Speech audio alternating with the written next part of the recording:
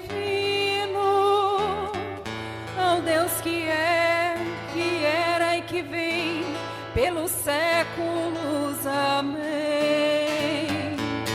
Aleluia, aleluia, aleluia, aleluia, aleluia, aleluia, aleluia, aleluia.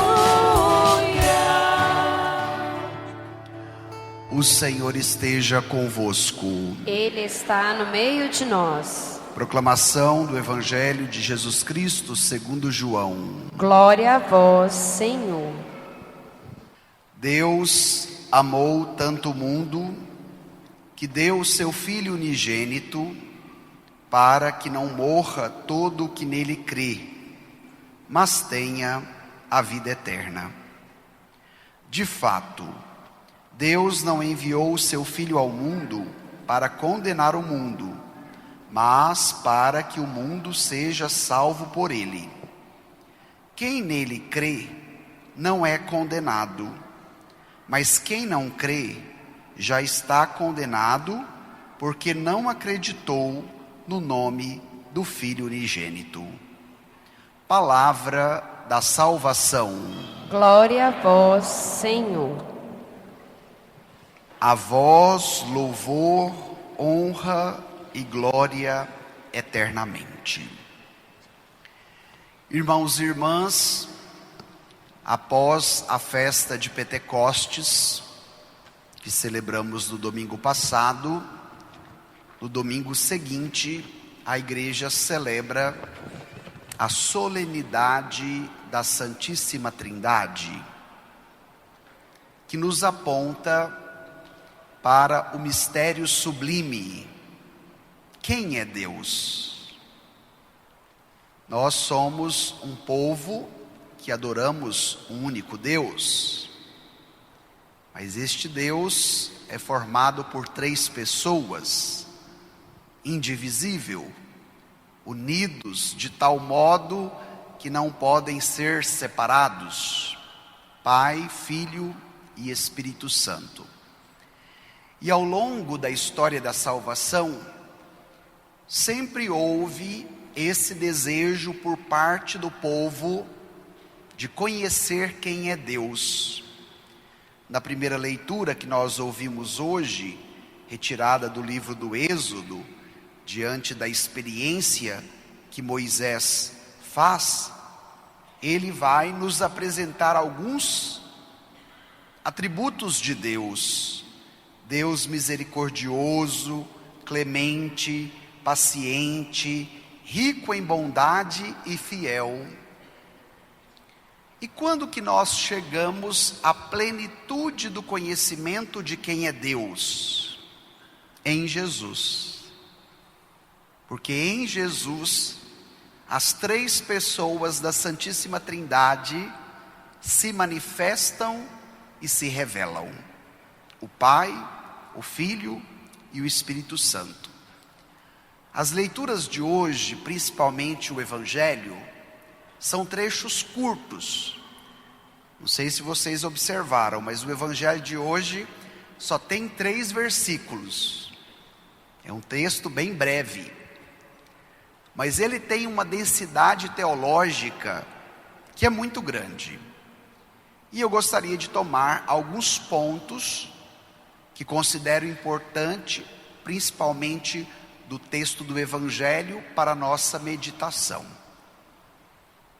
O texto está no capítulo 3 do Evangelho de São João. Se em casa, durante a semana, vocês fizerem esse exercício, vai ser muito bom de ler todo o capítulo 3 do Evangelho segundo João. E o que você vai encontrar neste capítulo? O diálogo de Jesus com Nicodemos. Nicodemos fazia parte do Sinédrio, ou seja, era uma autoridade judaica, mas se identificou com Jesus. Mas como os judeus não gostavam de Jesus, que Nicodemos faz? Procura Jesus à noite e estabelece com ele um diálogo, e Jesus faz a ele um convite: Nicodemos, necessário vos é nascer de novo.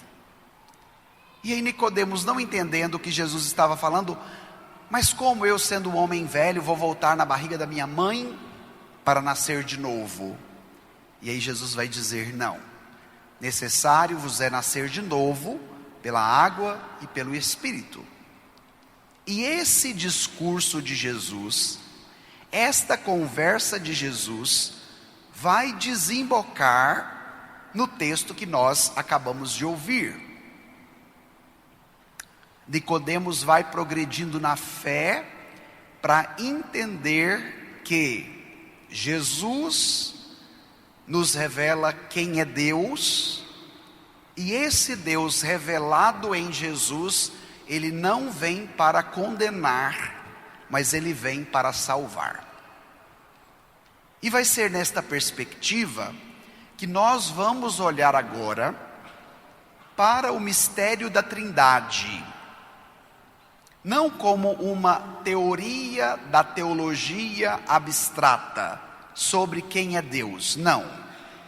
Mas nós vamos olhar para o mistério da Trindade pela chave da revelação de quem é Deus, na sua comunhão de amor que se doa à humanidade.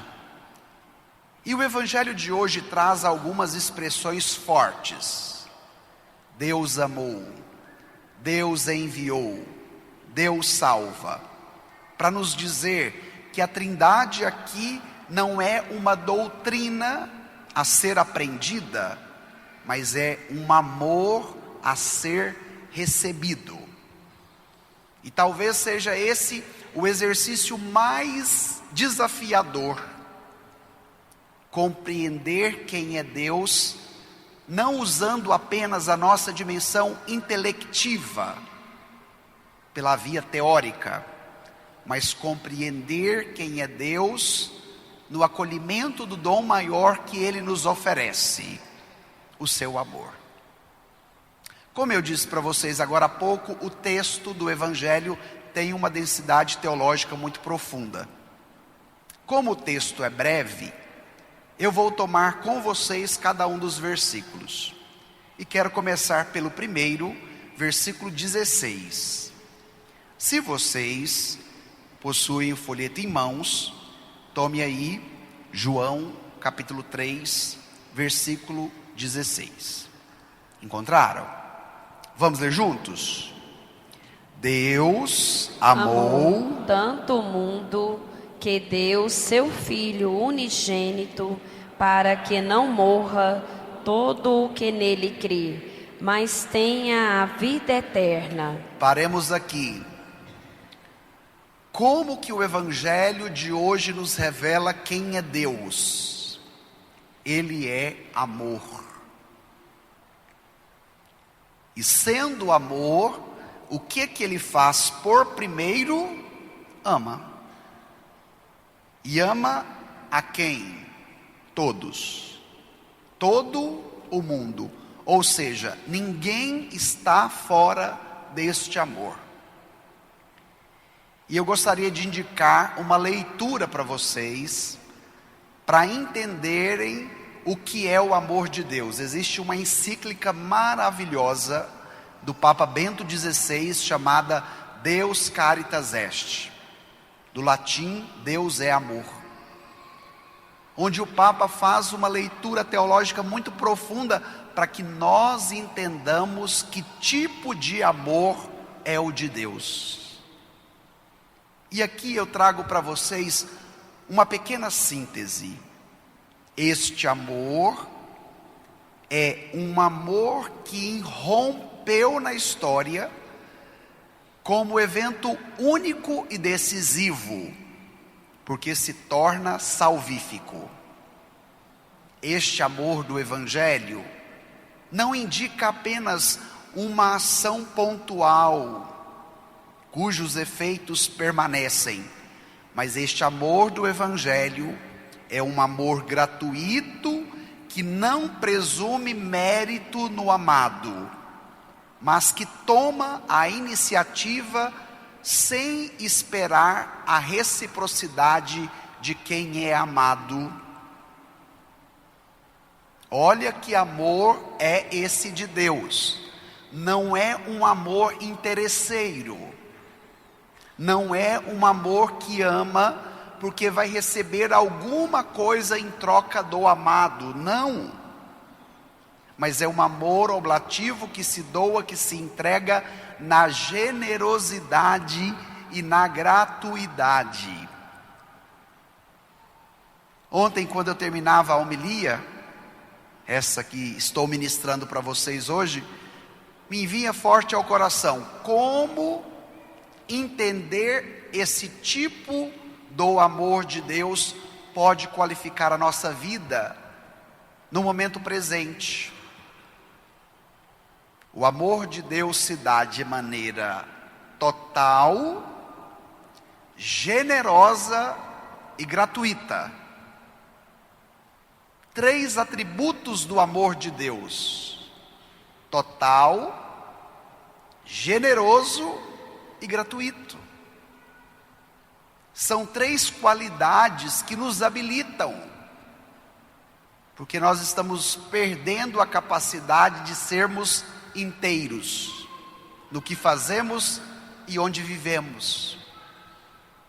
Caminhamos para um ritmo de vida tão violento que nos esquarteja a todo momento. Então, olhar para este amor na sua totalidade nos devolve a inteireza de quem nós somos. Esse é um amor de entrega total. Por isso, ele não espera a recompensa do amado.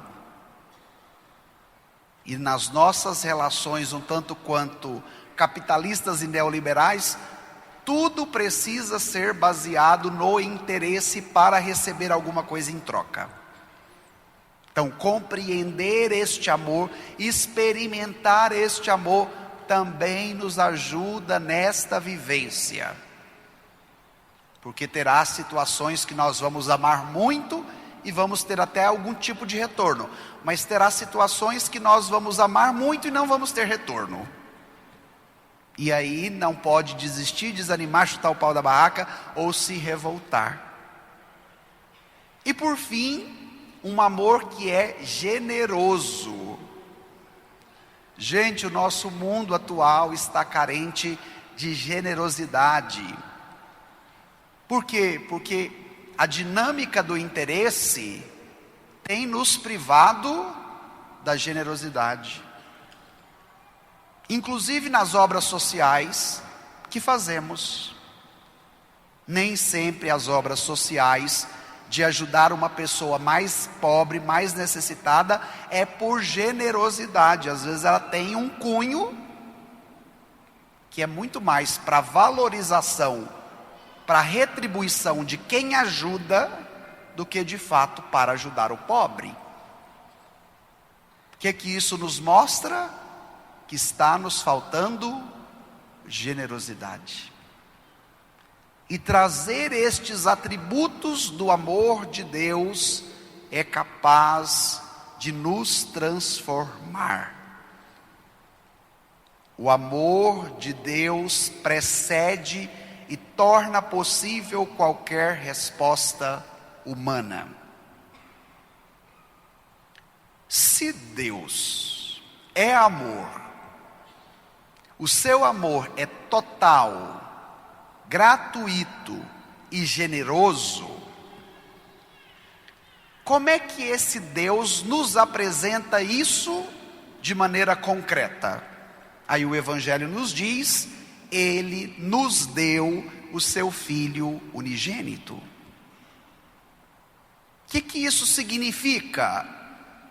Deus, por nos amar com este amor total, generoso e gratuito, nos dá o que Ele tem de melhor. E o que o Pai tem de melhor? O Filho. E só dá o Filho porque é o que ele tem de melhor, porque ele ama. E o que o filho tem de melhor? O pai. E o que o filho nos oferece?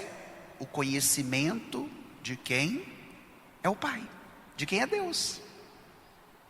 E graças a este movimento amoroso, hoje nós temos uma grande graça, a graça de sermos salvos.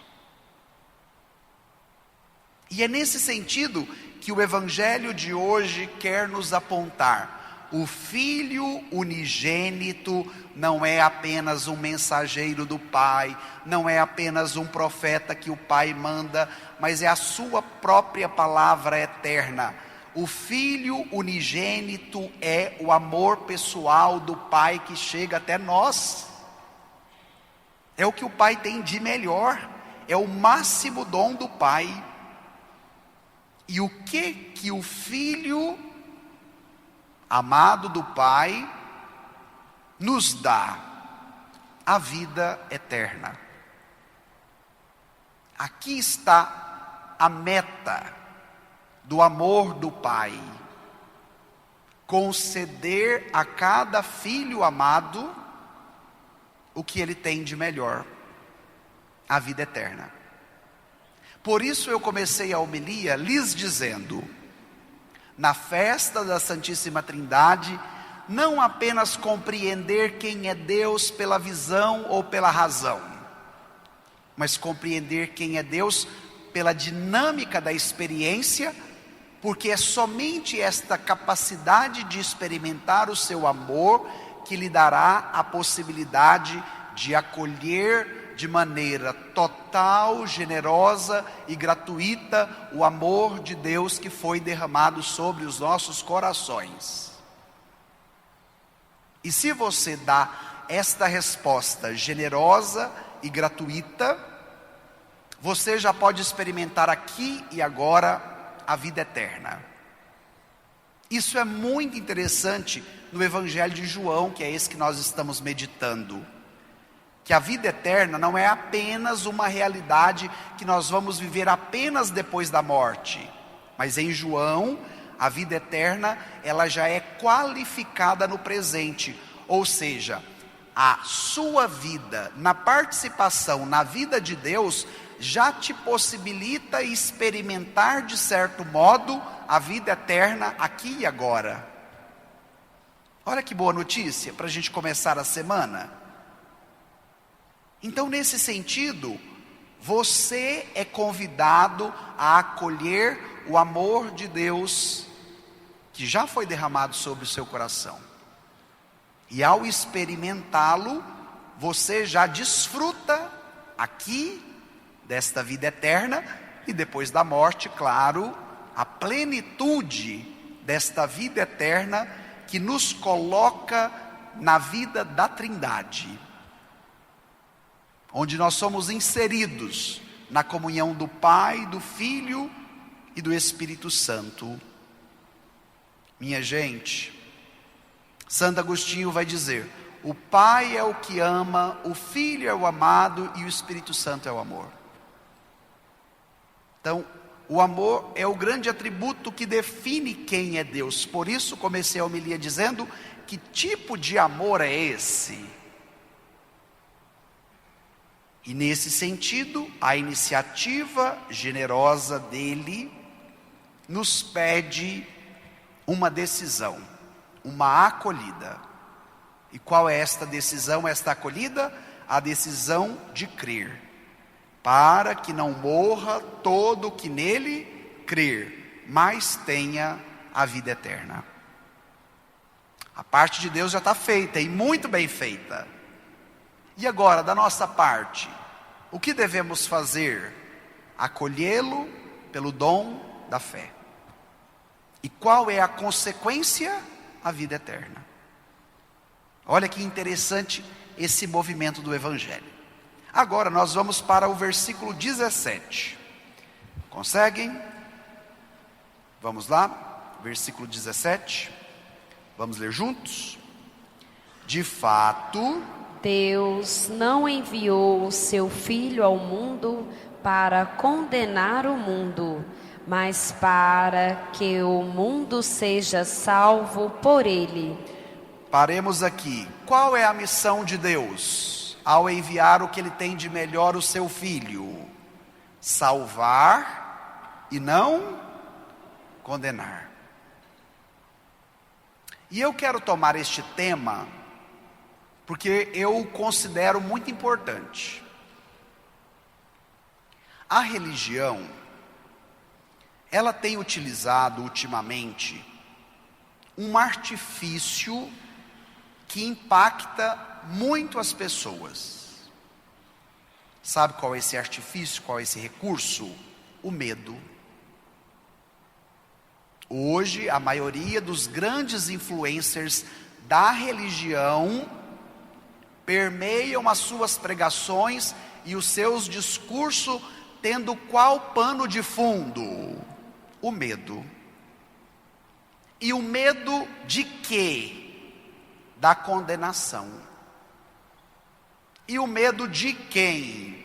Do gabiru, do capeta, do demônio. E esses discursos religiosos, que inflamam a cabeça de vocês, porque vocês gostam de ouvir, vai os coagindo de tal modo, que você pode até fazer uma adesão religiosa, mas nem sempre esta adesão religiosa é feita pela via do amor que nós acabamos de meditar.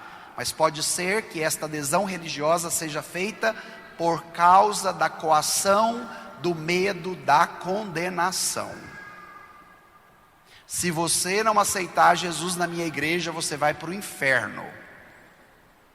Se você está comungando ou participando dessa missa desse jeito, você vai para o inferno.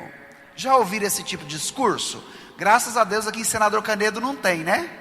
Mas em outros lugares que a gente passa, a gente ouve. E o que o evangelho de hoje nos ensina? A missão de Jesus é condenar? Não. Qual é a missão de Jesus? Salvar. Mas o que o povo gosta de ouvir não é o conteúdo da salvação. O que o povo gosta de ouvir é o conteúdo da condenação. E para que haja muitos seguidores dos influencers religiosos, qual é o pano de fundo? Medo, condenação e capeta. E o que isso está desenvolvendo? O que hoje, na área da reflexão das ciências da religião, tem se chamado de teologia do combate. A minha experiência religiosa já não é mais pela via do amor generoso, total e gratuito, onde eu acolho o amor de Deus derramado sobre o meu coração. Mas a minha experiência e a minha prática religiosa é para combater o mal, é para combater o inferno, é para combater o capeta. E isso daí é falta de quê? É falta do evangelho. É falta do evangelho, porque o objetivo maior do que a palavra quer nos oferecer hoje é anunciar para nós a Santíssima Trindade, este Deus que é Pai, Filho e Espírito Santo, que não é um Deus que vigia e pune, como muitas vezes nós gostamos de ouvir, mas é um Deus cuja iniciativa amorosa é sempre salvífica. A condenação não é obra de Deus, mas ela é resultado do fechamento da pessoa humana. Quem não crer será condenado, quem crer terá a vida eterna.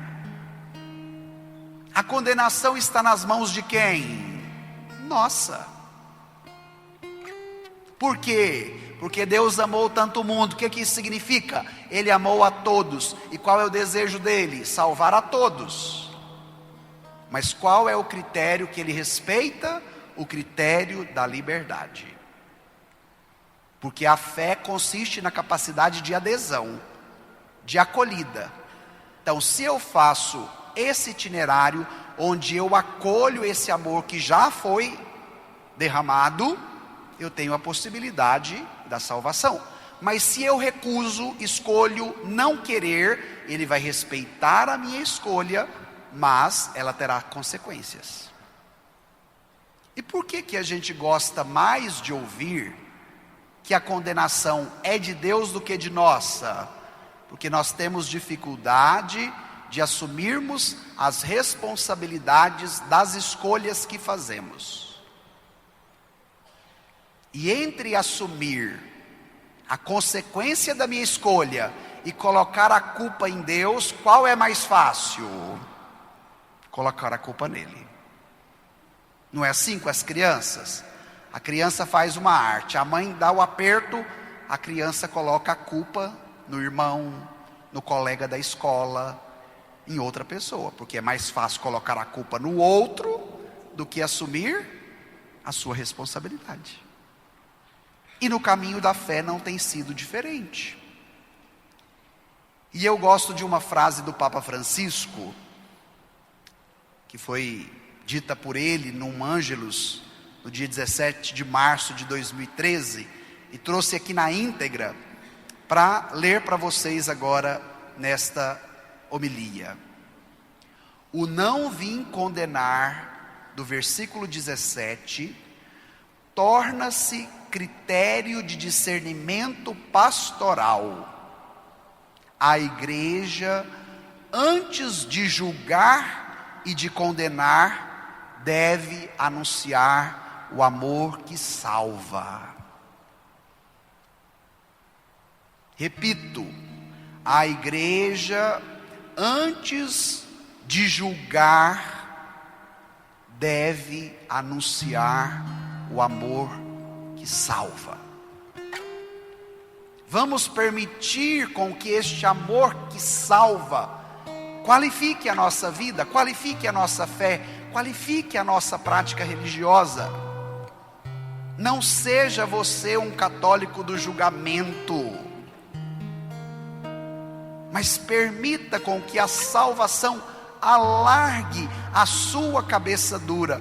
Olha o que Moisés vai dizer para Deus na primeira leitura: Senhor, peço-te, caminha conosco, embora este seja um povo de cabeça dura. Primeira leitura de hoje. Então vamos deixar com que esta graça da Trindade seja graça salvífica. O Filho unigênito, o que o Pai tem de melhor é o conteúdo do dom, é o agente da salvação. A missão de Jesus não é uma missão jurídica, de fazer uma listinha dos condenados, mas a missão de Jesus, ela é ontológica, ela é salvífica, ela tem como finalidade comunicar a vida de Deus. E o Filho amado que vem até nós encarna a lógica trinitária. Não veio para receber, mas veio para dar. Não veio para julgar, mas veio para salvar. É o amor do Pai tornado carne, presença e mediação no nosso meio. E agora a gente encerra com o versículo 18, para contemplarmos o critério da liberdade, desta dicotomia entre condenação e salvação. Vamos lá no último versículo para a gente encerrar. Olha o que está escrito: quem nele crê não é condenado, mas quem não crê já está condenado, porque não acreditou no nome do Filho unigênito. A condenação está nas mãos de quem? Nossa, que responsabilidade, hein, gente? Depois do evangelho de hoje, o desejo de Deus para nós é sempre a salvação. mas o meu não crer, o meu não responder, o meu não aderir a este convite generoso e amoroso pode ter consequências. Aqui, minha gente, não é apenas um momento pontual da vida, mas é uma postura existencial de fechamento à fé. O não crer é o fechamento voluntário à luz que constitui em si mesmo a condenação. Qual é o pano de fundo do evangelho de hoje? Nicodemos indo à noite falar com Jesus, porque estava na escuridão. E ao aderir à pessoa de Jesus, uma luz o ilumina e lhe concede o quê? A vida. E na nossa vida não é diferente. Não crer no nome do Filho unigênito significa recusar a identidade revelada de Jesus como Filho eterno do Pai. É recusar a revelação trinitária em sua plenitude. Por isso que a igreja, na sua sabedoria litúrgica, nos proporciona ouvir este texto do Evangelho no domingo da Santíssima Trindade. E eu encerro com vocês esta meditação de hoje, trazendo 3 pontos. Primeiro ponto: a iniciativa é sempre de Deus. Deus amou tanto o mundo. Não é iniciativa do ser humano, é Deus que ama por primeiro. A iniciativa é dele. Segundo ponto: a missão da igreja nasce deste amor, deste prolongamento do amor do Pai, do Filho e do Espírito Santo. Por isso que esta igreja em saída, como dizia o Papa Francisco, não é apenas uma estratégia pastoral, mas é a lógica do evangelho de hoje. E o terceiro e último ponto, talvez o ápice: a misericórdia precede o julgamento. A misericórdia precede o julgamento. Ele não veio para condenar, mas ele veio para salvar. Deus amou tanto o mundo. Esta é a medida do amor de Deus, é amar sem medida. A Trindade é uma história de amor, e você está dentro desta história. Guarde isso no coração. A Trindade é uma história de amor, e você está dentro desta história. Vamos pedir esta graça da experiência do amor do Pai, do Filho e do Espírito Santo também na nossa vida. Por um instante, se te ajuda a rezar, feche os seus olhos, incline a sua cabeça e se pergunte: quem é Deus para mim? Eu já fui capaz de experimentar este amor? A minha vivência religiosa, ela é alimentada pela condenação ou pela salvação? Vai pedindo esta graça de viver o que o Evangelho de hoje tem para você. De fato, Deus não enviou o seu Filho ao mundo para condenar, mas para que o mundo seja salvo por Ele. Peça com fé, meu irmão, minha irmã, esta graça, a graça da fé.